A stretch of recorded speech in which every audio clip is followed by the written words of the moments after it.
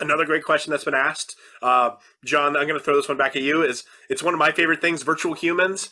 John, you want to tell us a little bit about David Bowie and the incredible lifelike character you've made of him, and kind of where do virtual humans fit kind of in this world of virtual beings? Well, there's a lot of talk about virtual beings. There's a lot of companies raising money, and a lot of talk about virtual influencers. I don't buy into all of it.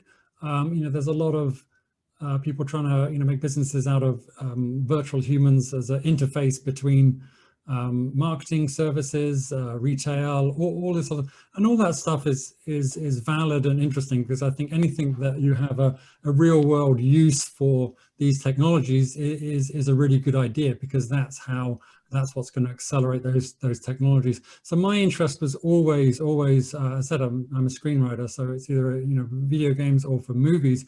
It was always about characters and stories, and the idea of creating very, very photoreal characters, either for video games or for movies, and that being the basis of what it was about, whether that was in VR or AR or in movies. So that was always my focus, is photorealistic humans, because as a means of expressing what it is to be human.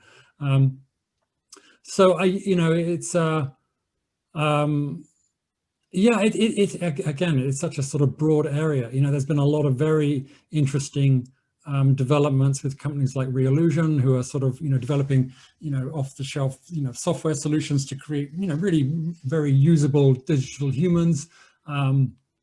Volumetric capture. There's been a lot of people doing volumetric capture and each of these things has their strengths and weaknesses. But again, it comes down to what it is you're trying to achieve, what it is you're trying to make with that.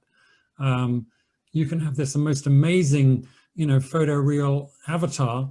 But how are you going to see it? What platform is it on? What are you going to interact with it? What is it going to be? You have to get very, very specific as to what it is you're trying to achieve if you're going to have any hope in achieving that. So there's a lot of sort of talk of like generic, oh, we're going to make digital humans, as if it's like this one thing that's sort of straight out of the box.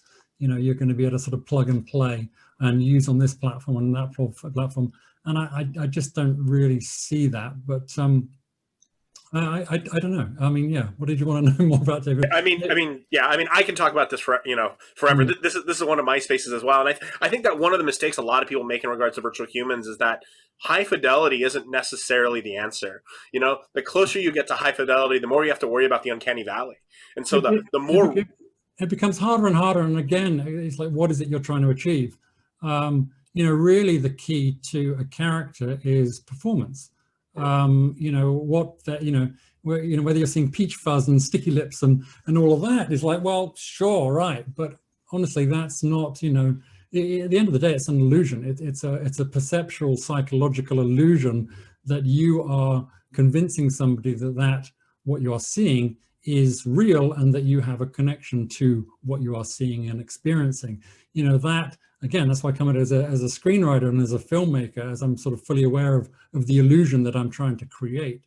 It's not actually about like, okay, oh, we need peach fuzz and sticky lips. But sometimes it is. It depends what you're doing. It depends exactly what it is you're trying to do. So again, it's such a big area to, and I always go, well, what specifically are you trying to achieve? I can sort of say, well, these were the goals on this project that I did. And, we can measure our success or failure against, what we set out to do. But in a sort of bigger generic sense, I don't know. I try and avoid those bigger conversations, really. Yeah, I agree. Original Nite Entertainment, I would look at what McKinnon Studios has done with some of their characters. The David Bowie is incredible, but I mean, Hypersense, my last startup, we just got acquired by Epic. Loom AI just got acquired by Roblox.